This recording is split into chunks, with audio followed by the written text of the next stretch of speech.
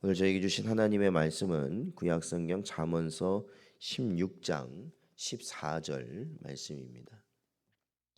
다 찾으셨으면 저희 함께 봉독하겠습니다. 왕의 진노는 죽음의 사자들과 같아도 지혜로운 사람은 그것을 쉬게 하리라. 아멘. 기도하겠습니다. 하나님 아버지, 지난밤에도 저희를 보호하시고 어지러운 세상 중에 하나님 아버지를 향한 마음 허락하여 주셔서 오늘 첫 시간을 또한 주님 앞에 나올 수 있는 은혜 주시니 감사합니다. 저희의 심령을 새롭게 하시고 날마다 저희들이 성도로 살아갈 때 복되고 지혜로운 길을 감에 부족함이 없도록 하나님 은혜 내려 주옵소서. 간절히 바라옵고 예수님의 이름으로 기도하옵나이다. 아멘.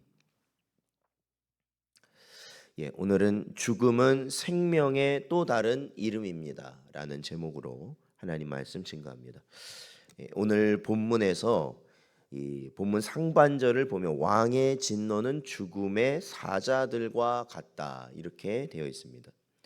여기서 이 죽음의 사자는 우리가 쉽게 생각하는 이 동물 사자가 아니라 이 왕의 명령을 전하는 이 전령, 이 사신이라고 볼 수 있습니다. 그러니까 이 죽음의 사자는 왕이 이 범죄한 자를 죽이기 위해 보내는 전령이라 할 수 있습니다. 이렇게 보내진 사람은 왕명이 지엄한 만큼 자기의 파송된 목적, 곧 왕이 지명한 그 사람을 죽일 때까진 다시 돌아오거나 머뭇거림이 없습니다. 그런데 여기서 솔로몬은 지혜로운 사람이 그를 쉬게 한다고 또한 가르치고 있습니다.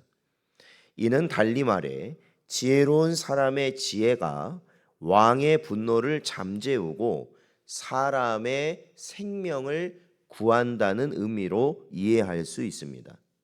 이는 지혜가 얼마나 유용한 것이며 큰 효력을 지니는 것인지를 우리에게 가르쳐 줍니다. 그런데 이러한 본절의 내용은 오늘날 우리와 결코 무관한 것이 아니라는 것을 이 말씀을 좀 보면 깨닫게 됩니다. 일면 이는 만왕의 왕이신 하나님 앞에 범죄함으로 죽을 수밖에 없는 인생의 운명과 그로 인해 맞이해야 할 심판과 파멸을 돌이키신 예수 그리스도의 사역을 오늘 본문은 보여주기 때문입니다.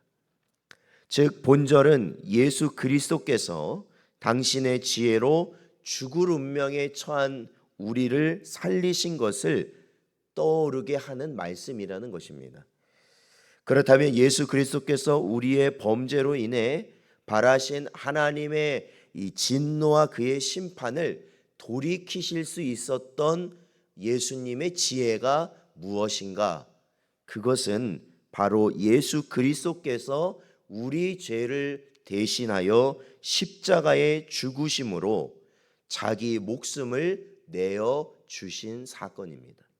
그것이 바로 주님의 지혜였다라는 겁니다.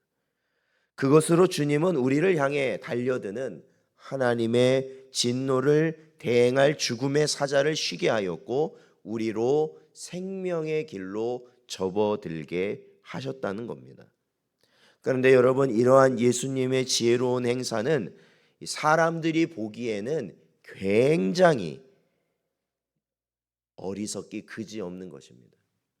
생각해 보십시오. 이 사람들 대부분은 자기 스스로 이 저지른 잘못에 대해서도 그 책임을 지려고 하지 않습니다. 되도록 거기서 벗어나려 하고 실제로 그러니까 자기가 어떠한 이 잘못을 해서 책임져야 할 일이 생겼는데 여러분 보세요. 책임을 지지 않으면 세상은 뭐라고 말하냐면 지혜롭다고 말합니다. 무슨 말인지 이해하시나요? 내가 어떤 잘못을 져서 뭐 벌을 받든지 책임을 져야 되는 그러한 일이 있을 수 있지 않습니까? 그런데 내가 어떻게 해가지고 그 책임을 피하거나 벌을 안 받으면 세상은 뭐라고 한다고요? 지혜롭다고 한다고요. 네. 책임을 안 지면 지혜롭다고 한다라는 거예요. 그러니까 되도록 거기서 벗어나야 된다라는 것이죠. 반대로 자기가 지고 가야 할 책임이나 일을 다 지려는 자는 뭐라고 말하냐면 미련한 자라고 말합니다. 힘들어 그러면서도 내가 끝까지 이 일을 책임져야지라고 말하면 주변에 있는 사람들은 뭐라고 말하냐면 아유 미련하다 미련해 이렇게 얘기하는 게 세상이라는 겁니다. 근데 생각해 보십시오. 이 자기 잘못도 책임을 지려고 안 하는데 아니 남의 잘못까지 감당하려는 사람 그리고 자기를 죽이려고 했던 자들을 위해서 죽으려고 한다면 여러분 그것을 세상은 이해할 수 있겠느냐라는 것입니다. 그것은 아무도 이해할 수 없죠. 그러나 여러분 사람들이 생각하는 그 우매한 일, 어리석은 일을 예수 그리스도께서는 친히 감당하셨다라는 것입니다. 눈에 보이는 것만 생각하는 사람들은 어리석고 우매한 것으로 치부할지 모릅니다. 그러나 이는 결코 우매한 것이 아니라 바로 예수 그리스도께서 우리를 위해 보이신 지혜였다라는 것입니다.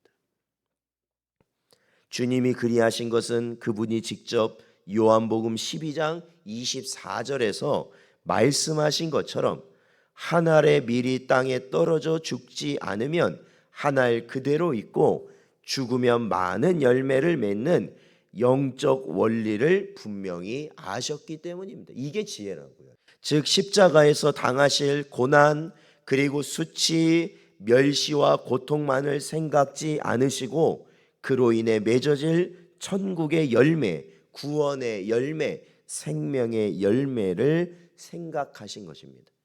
그러니까 예수님께서 가신 길, 예수님께서 행하신 길은 이 사회의 분위기와는 정반대라는 것이죠. 지금 이 시대는 뭐라고 말하냐면 너부터 살으라는 겁니다. 너부터 살아라. 너부터 살아라. 어떻게 들으면 맞는 것 같기도 해요. 그래 내가 살아야 뭘 하지.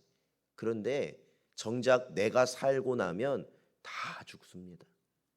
나 빼고 다 죽습니다. 결국에는 나도 죽습니다. 그거를 이해를 못하는 거죠. 그러나 예수님은 어떻게 하셨다고요? 자신이 죽는 길을 택하셨다는 겁니다. 그랬더니 어떻게 돼요? 풍성한 열매가 맺혀졌다.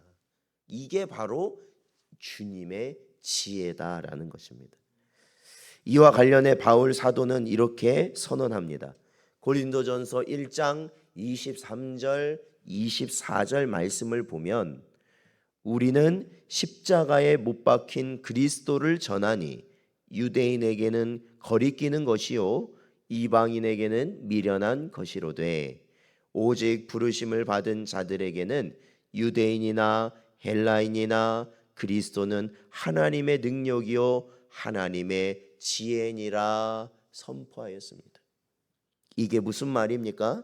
사람들이 볼 때 예수 그리스도께서 십자가에서 죽으신 일, 곧 다른 이들의 죄를 짊어지고 죽으신 그것은 받아들이기 어렵고 미련한 것으로까지 보이지만 그것이 가장 지혜로운 행사라는 것입니다. 그것이 가장 지혜로운 행사다. 왜입니까?